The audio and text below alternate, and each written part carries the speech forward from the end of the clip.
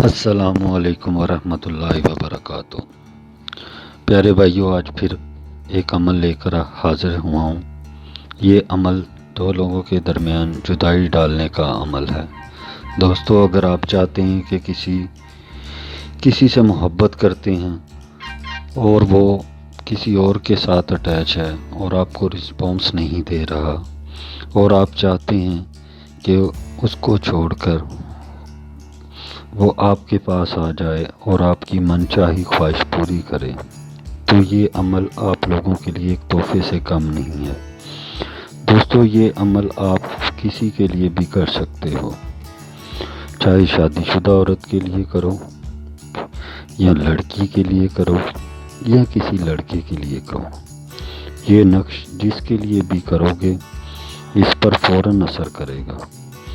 دوستو، یہ ایک آتشی نقش ہے اور یہ بہت جلد اثر کرتا ہے۔ دوستو، اگر آپ عملیات سیکھنے کا شوق رکھتے ہیں تو جلدی سے میرے چینل کو سبسکرائب کریں، کیونکہ یہاں جو عملیات آپ کو بتائے جاتے ہیں وہ حقیقت میں کام کرتے ہیں۔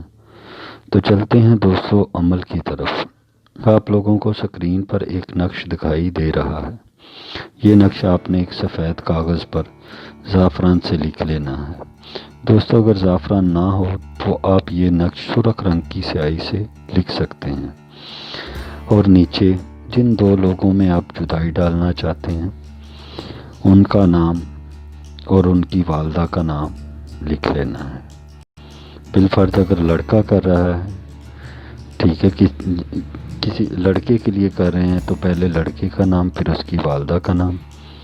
علا بکس جس کے درمیان جدائی ڈالنا چاہتے ہیں اس کا نام اور اس کی والدہ کا نام لکھ لینا ہے۔ دوستو، جن دو لوگوں میں آپ جدائی ڈالنا چاہتے ہیں ان کی والدہ کا نام لکھنا ضروری ہے۔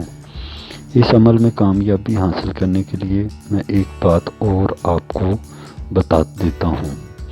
دوستو، یہ نقش آپ سوال کے ٹائم میں لکھیں تو جلدی اثر کرتا ہے۔ دوستو، اس نقش کو لکھ کر آپ نے پرانی قبر کے اندر دفن کرنا ہے۔ اس کو دفن کرنے کے 1 گھنٹے بعد آپ کو اس کا اثر دکھائی دینا شروع ہو جائے گا، اور انشاءاللہ دونوں کے درمیان جدائی ہو جائے گی، اور 3 دن کے اندر وہ دونوں ایک دوسرے کو دیکھنا پسند نہیں کریں گے۔ دوستو، عمل کرنے سے پہلے اجازت ضرور لے لیں، کیونکہ کوئی بھی عمل اجازت کے بغیر کام نہیں کرتا، اور میں ان لوگوں کو اجازت دیتا ہوں جن لوگوں نے میرے چینل کو سبسکرائب کیا ہوا ہے۔ میں امید کرتا ہوں دوستو کہ آج کا عمل آپ کو پسند آیا ہوگا۔ تو ملتے ہیں دوستو اگلی ویڈیو میں، تب تک اپنا خیال رکھیے گا اور اپنے پیاروں کا خیال رکھیے گا۔ اللہ حافظ۔